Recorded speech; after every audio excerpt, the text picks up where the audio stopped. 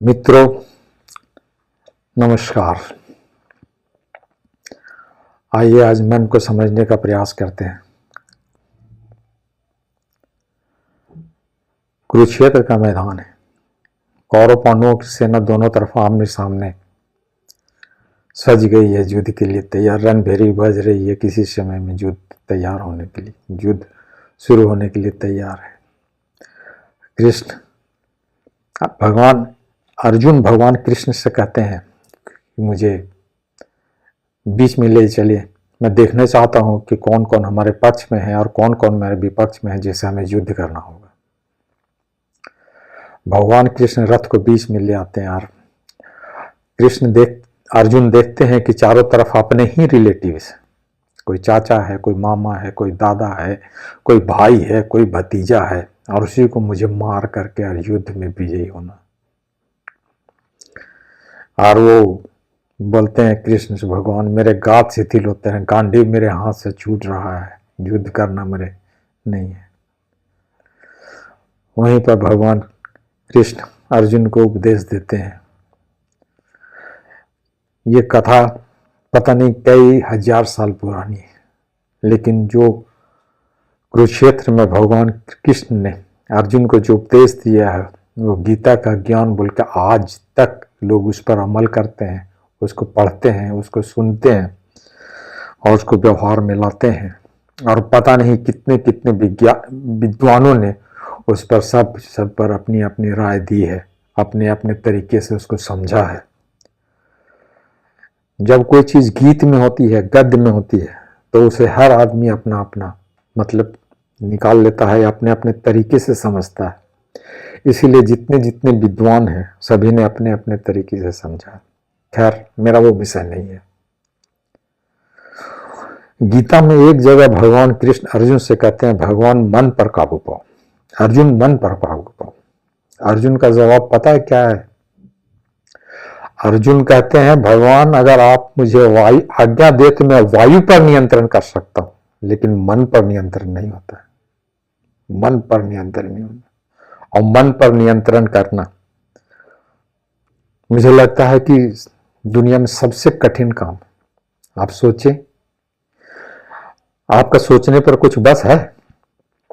ऐसा है कि आप चाहे तो सोच सके, आप नहीं चाहे तो नहीं सोच सके। मन हमेशा चलते रहता है, विचार करते रहता है। दिन में तो चलता चलता है, रात में भी चलता है। रात में जो विचार चलता है उसे आप स्वप्न में रूप में देखते हैं। लोग विद्वान कहते हैं कि पुरानी चित्र लिपि है। जब भाषा का आविष्कार नहीं हुआ तो चित्रों के माध्यम से लोग बोलते थे। तो मन वो पुरानी चित्र लिपि लाता है, और स्वप्न जो आप देखते हैं वो विचारों का चलना है, मन का चलना है। मन आपके सोने पर में भी आपके नियंत्रण में नहीं है। और भगवान कृष्ण अर्जुन को कह रहे हैं कि उस पर नियंत्रण पाओ। बहुत कठिन मामला है। मैंने कहीं गीत सुना, गौतम कहते हैं, गौतम ने कहा भिक्षुओं सुनो, मन ही दुख सुख का मूल मोह। जो मिल गया उसका करता न मान, और जो नहीं मिला तो परेशान। जो भी मिल जाता है मन वहां से भाग जाता है। मन इतना सक्रिय है, इतना चंचल है, कहीं भी टिकता नहीं। मन को एकाग्र होना है, मन को शांत होना है। गुरु ग्रंथ साहब में गुरुवाणी कहती है, मन तो ज्योति स्वरूप है, अपना मूल पहचान। मन ज्योत है, परम प्रकाश है। उसको कैसे जाने, उसको कैसे समझे?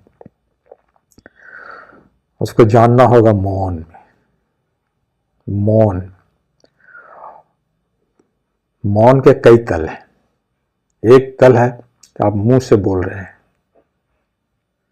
मुंह से बोलना और मुंह से बंद चुप हो जाना बहुत आसान और बहुत हल्के स्तर का है। आप मुंह से बोलते नहीं हैं, आप मेरी बात सुन रहे हैं। आप जब दिमाग से सुनेंगे इसको तो आप इसका आलोचना करेंगे। जहां अच्छा लगेगा वहां हाँ बोलेंगे, जहां नहीं अच्छा लगेगा वहां खराब बोलेंगे। जो सुना हुआ है उसको कुछ तरीके से लेंगे, और इसी के बीच में आपके सोचने समझने की प्रक्रिया भी चलती रहेगी। मेरा सोचना भी, मेरा बोलना आप सुनेंगे और सोचते भी रहेंगे, तो कहीं कहीं जब मेरा बोलना मिस हो जाएगा तो आपका अपना दिमाग उसको फिल अप द ब्लैंक कर लेगा। तो आप मेरा सुना हुआ नहीं सुने, विचार आपके चल रहे हैं, ये मौन बहुत उथला मौन है। उससे गहरा तल का है विचारों का मौन हो जाना। विचार जब शांत हो जाते हैं, जब आप हृदय से सुनते हैं, जैसे आप किसी फिल्मी संगीत को सुनते हैं, किसी भजन को सुनते हैं, बरसात में बारिश की आवाज को सुनते हैं, पक्षियों का चहचहाना सुनते हैं, नदी को बहता हुआ कलकल आवाज सुनते हैं, तो वहां मस्तिष्क का कोई काम नहीं है।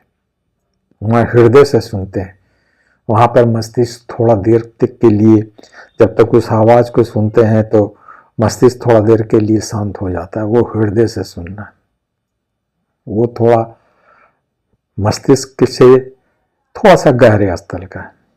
और तीसरा एक स्थल है पूरे शरीर से सुनना। गौतम बुद्ध इस तरह से कहीं पर प्रवचन कर रहे हैं, सामने में राजा अजातशत्रु बैठा है, उसका पैर हिल रहा है।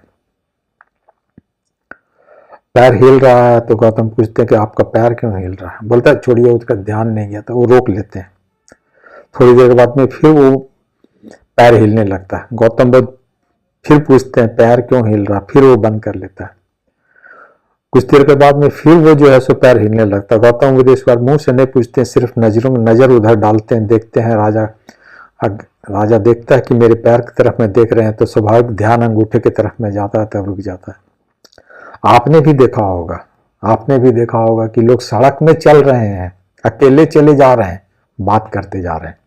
आज तो टेलीफोन हो गया, ईयरफोन लगाए हैं, कान में ईयर प्लग लगाए हैं, ईयरफोन लगाए हैं, पता नहीं किससे बात करते हैं। लेकिन बहुत से लोग हैं कि ईयरफोन नहीं है, कुछ भी है, और अकेले अपने आप से बात करते जा रहे हैं, अकेले अपने आप से बात करते जाते हैं।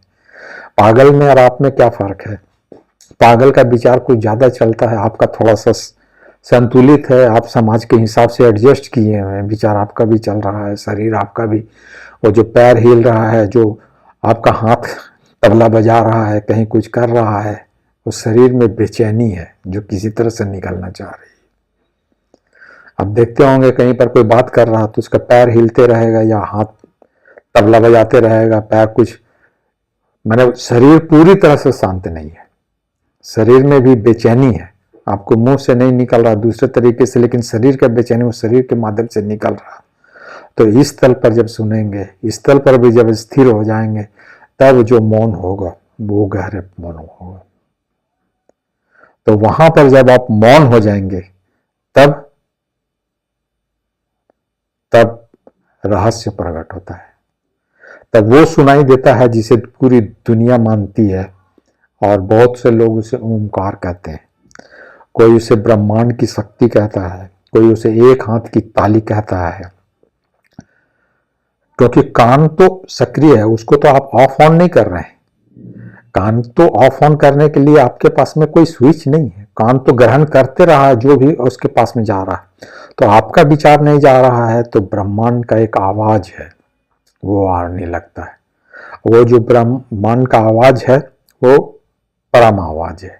उस आवाज को सुन लेने के बाद में जो भी व्यक्ति सुन लेता है उस आवाज को सुनने के बाद में वो वही नहीं रहता है जो था। उस सुन लेने के बाद में व्यक्ति का 360 डिग्री आमूल चूल परिवर्तन हो जाता है। धन्यवाद।